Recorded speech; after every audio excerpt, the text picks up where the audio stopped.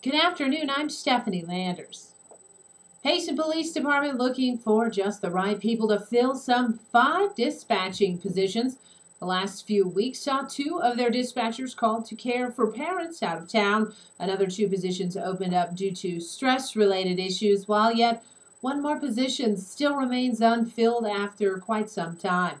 Sources state that the dispatch waiting list has been whittled from 14 applicants down to just 1, as candidates must undergo a psychological evaluation and background check before being hired on. The pressure of the police dispatching position can be quite stressful, to say the least, with long hours and sometimes intense situations. It's not intended for just anyone.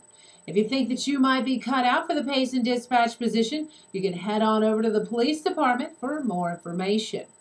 And officials are still waiting for results on the body found off Young Road last year. Some are asking if we will ever know the young woman's identity. In other news, recent reports showing some 300,000 veterans suffering from combat trauma, 75% of which who will not receive adequate treatment. When combined with their parents, significant others, and children, this leaves an estimated 1.5 million Americans currently living in the aftermath of war. Fortunately, there is help out there for our nation's military and their families. An organization called Not Alone. Not Alone is a nonprofit organization and community that provides programs, resources, and services to warriors, veterans, and their families in order to help them learn to build on their strengths and create a new life at home. For more information on this powerful resource, you can give them a call at 1-888-454-0950 or log on to notalone.com. And if all goes well, Rip Country should be reaping the rewards of Blue Ridge Reservoir. Fingers crossed. Many seem to think the water line just can't get here soon enough. And finally, with forest closures and fire restrictions limiting some recreation opportunities on the Tano National Forest, officials are advising people to look ahead when making weekend plans.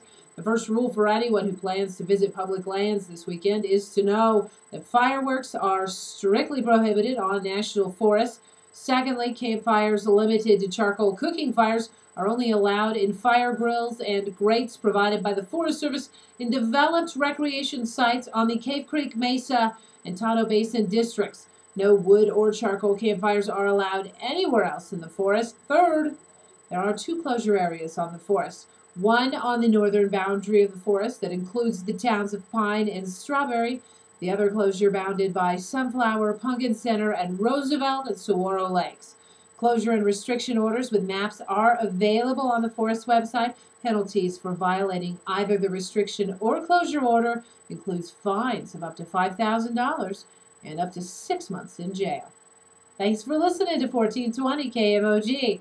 I'm Stephanie Landers, KMOG News.